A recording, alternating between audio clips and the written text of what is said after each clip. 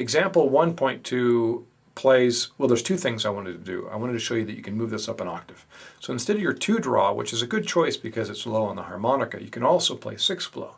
If you're going to play the 6-blow, don't play it as a clean single note. Slap it. If you know how to play an octave, that's a really nice way to play because octaves have a nice round sound. If I just play 6-blow, it's kind of sticks out there. But a slap has a nice chordal element that leads to the slap, and you play softly. You're not really punctuating it. Of course, a tremolo or vibrato on that longer note. If I'm playing octaves, without slaps in this case, it has a nice horn-like quality. So it all just depends on what technique you know. Slaps will do the job. So now we're 1 octave higher, and I'm playing some transitions, especially in bar 4, that are very similar to what a bass player would play. For example, if I play bars 3 and 4. And I'm going to play louder, ba-da-da-da, then bring my volume down again. Why am I bringing my volume down on bar 5, the 4 chord? That's where John Lawton's going to be singing, so I need to make sure I'm always watching my volume.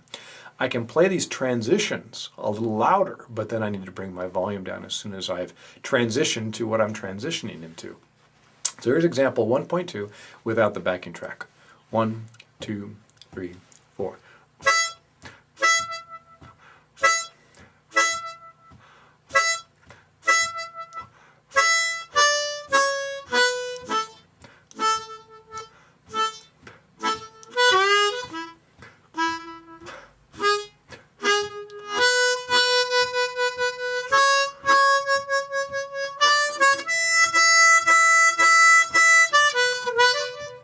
Let's talk about that a little bit. In bar 4, leading into the 4 chord in bar 5,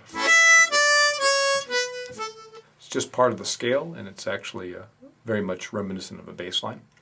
When we're in bar 6, leading to bar 7, going into the 1 chord, that's just a nice lick. But notice what I do at the end of that second line. So we're talking about bars 7 and 8. I play G, G, root note of the 1 chord. Then it goes to 3-draw. It's B, B, that's the 3rd of the 1 chord. Then 4-draw, that's the 5th of the 1 chord, which turns into the root note of the 5 chord. One of the neat things is to actually play a note that is of the previous chord and also the new chord coming. What I did there is play the root, then I went to the 3rd, then I went to the 5th, and the 5th then telegraphed the fact I'm going to the root on the 5 chord. So I was still able to play in an accompaniment role, but I was actually using different notes of the chord. We got to be a little cautious about activity, but in this case, I like this activity because it's leading to our last line, which is somewhat of the climax of the 12-bar blues. And you notice, again, on the 5 chord, we're talking about bar 9 now, that's the root note. Then I play a note in the 4th beat that has nothing to do with the 5 chord. That's 5 below E, but it's telegraphing the 4 chord because E of the 4 chord is the 3rd of the chord, C, E, G. So when I'm on the 5 chord, bar 9, 5 blow doesn't have anything to do with the 5 chord, but it's telegraphing the 4 chord. Then those 2 notes, again, their sole purpose is to help lead into, this case, the turnaround. That's a little bit more active. Again, I'm going to be listening. If someone else is playing those fills, like that sax player I was giving you an example for, then I'm going to make sure just to bring my volume down. If it's only me, I can actually play that quite loudly. So let me actually jump right into where the vocals start. Should be somewhere around 30 seconds. Let me double check that. I love it. A little bit earlier than that. Okay, there we go. So let's play 1.2. I'll play it twice. Listen to me the first time, then play along with me the second time. 2, 3, 1. I got up this morning. I had love it on my mind. Yeah, I got up this morning. I had love it on my mind. You don't know by now, I want you with me all the time.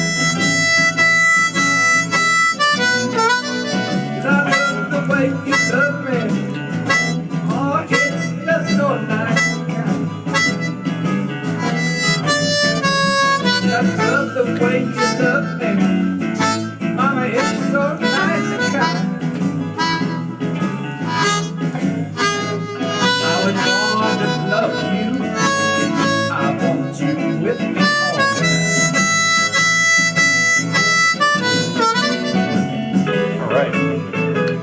mind the volume that I'm playing at is a little bit loud for this situation. I would normally want to turn up the background track quite loud and play softly. As Rod Piazza says, barely be able to hear myself.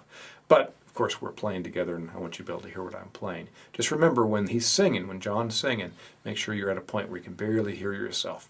Once we move into hooks and other patterns, we can actually play a little bit louder. But this is a pretty basic pattern. We want to keep it nice and simple and keep the volume down. And we're imagining someone else is taking those fills. So again, we're playing at a pretty mellow volume. All right, it's time to move on into actually playing the fills.